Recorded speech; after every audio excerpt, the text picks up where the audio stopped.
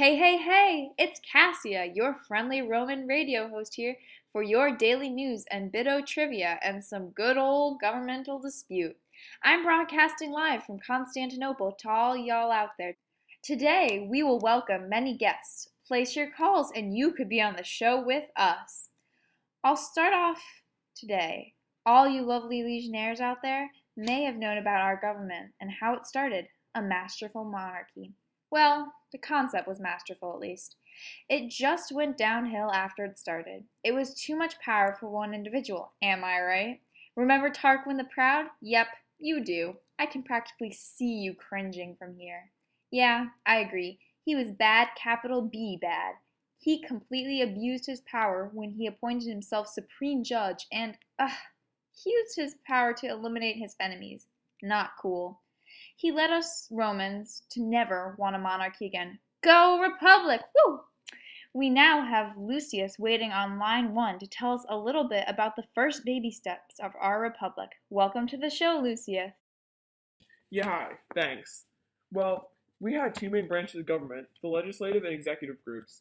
Our legislative branch consisted of first only one body, the Senate. Made up of wealthy patricians, the upper class thought that what was good for the rich was good for all of Rome. Poor and prosperous groups weren't mixed, until some early power struggles for say in government between the plebeians and patricians led to the creation of the laws of the 12 Tables and later the formation of the Tribal Council. Interesting. Can you tell us a little bit more about the Tribal Council? Sure, the lower class plebeians were quite upset by the lack of representation, but eventually they fought for their rights and got the privilege of having a group of elected plebeians to act as their voice in government. These members had the right to veto laws that hurt their comrades. Eventually, this power extended so that plebeians actually served on the Senate. In order to realize why the council was started, you have to know about the expansion and the Phoenicians. With their capital in Carthage, North Africa, the Phoenicians became a large power during the beginning of the Roman history, and they were able to control nearly all trade in the Mediterranean because of the strategic holding of Sicily. After Rome expanded into most of the Italian peninsula, Rome wanted to control all the trade routes so that it could tax people and offset some of the cost of expansion. This led to the Punic Wars between Rome and the Phoenicians. Rome beat the Phoenicians and gained control of Sicily and controlled the Mediterranean, and further expansion privileges. As it expanded, Rome left pre-existing governments in place as long as they followed the rules of the overarching Roman government. These wars led to increased political tension when citizen soldiers returning from war found that the rich had taken over their land, and they had no choice but to travel to cities. But once jobs were taken there, again, note the rising political problems. They had to move from another city, showing impermanence and instability. Many rejoined the military, which actually increased the strength and professionality of the army. Although this was positive, every other aspect yet again increased in value between the rich and the poor. Thinking of it as an investment, patricians claimed land, and the soldiers returned with no place to live. This actually was the beginning of the Tribal Council. It was realized that plebeians needed a say in government. They had none before. That's good. They got more of a say. But what was the other section of government you mentioned earlier? Oh, right. The executive branch was led by two consuls, not one. Because if there was just one, well, that's too close to monarchy, right? Anyways, consuls oversaw government business and led the military. Their term only lasted 1 year with the theory that not too much damage can be done in a year, right? You're so right. Hang on there, Lucius. We have a caller on line 2. Welcome to the show.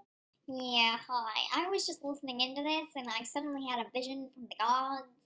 I don't know how to describe it exactly. It was like I saw the future, you know? Well, anyways, I saw some future nation, a mayor or something. Never mind. I saw their government and it was like our old one. They had two legislative bodies, just like we do, an upper senate and a lower tribal council. Well, theirs was called the House of Representatives, but still, the concept is the same. The Tribal Council, or House of Representatives, can't pass laws without them first going through the Senate. No, wait, there's more. You know how we had those consuls, right? They had a president. Just like the consuls commanded the military, this guy was the commander-in-chief. He also had a limited term, and there were also checks and balances on power, just like our republic. And just like Rome let conquered nations keep their government as long as it follows Roman rules, the future country had this separation of powers and state too. Wait, I'm not done. They also had a legislative branch separate from the others. That's different from us. We had to combine with our own law interpreting councils. Well, that's it. Ta-ta! Don't know what that was about, but don't y'all twist your toga over it. Moving on. Oh, when I was out on the streets earlier, I heard some weird kids joking around and saying to each other that they were going to act like such dictators. What does that mean? Oh, I can explain the position of dictator. There wasn't always a dictator all the time, but imagine the country is ravaged by war or some other emergency and everyone is scared. No one can do anything because they don't have enough power, and the Senate is too divided to make a decision.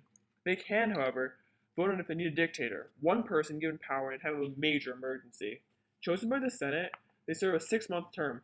Unless they abuse the absolute power they're given in order to further the war effort, it makes themselves a permanent dictator. Dictatorship was a dangerous position because there were no checks or balances.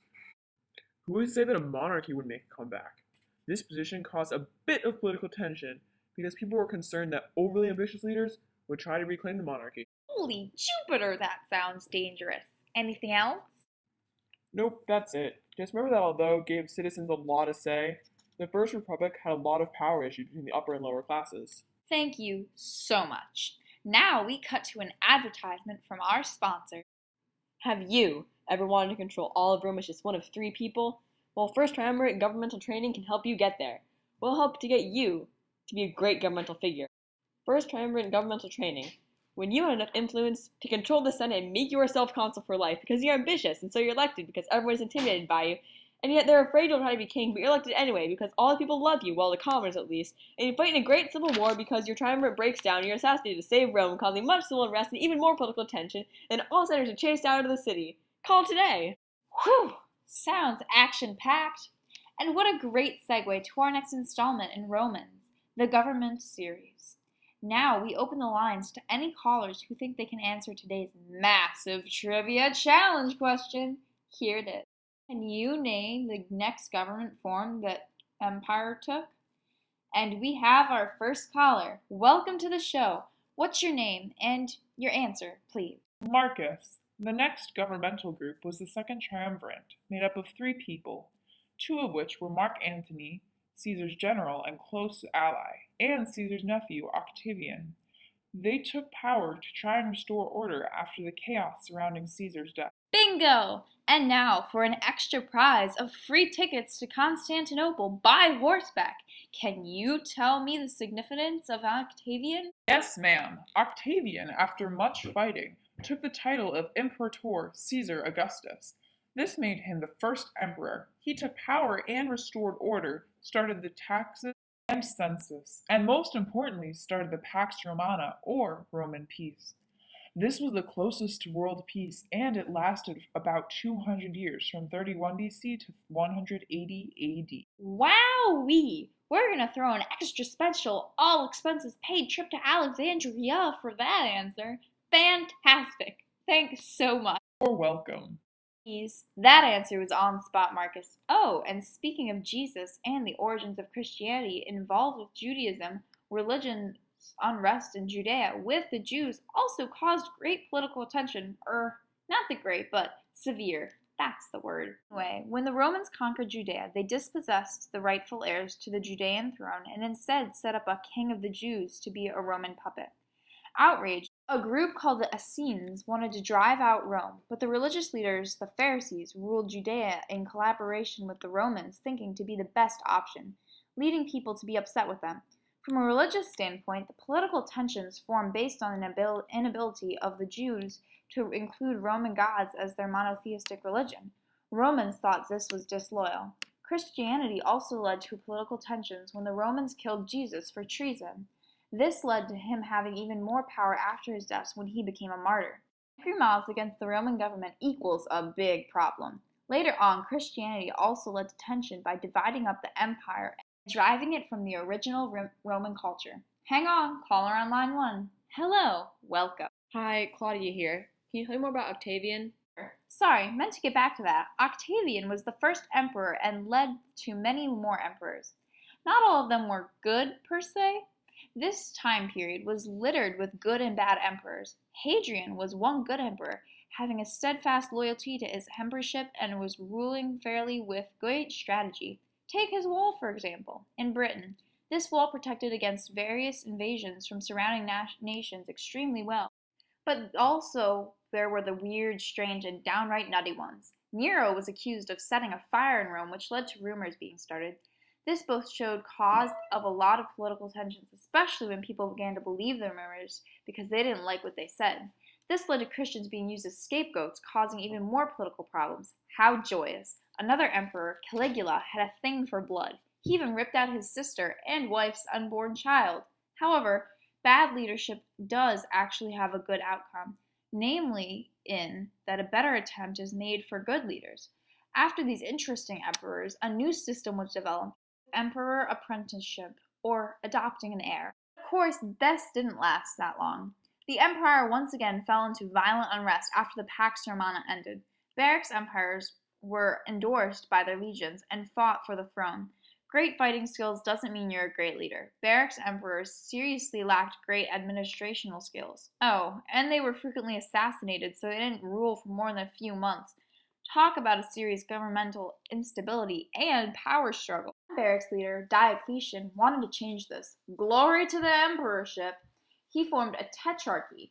This government had 4 emperors, one for each half of the newly divided empire, and one for each apprentice. This didn't really work out due to the fact that the east half was much wealthier, and this led to a greater divide in government.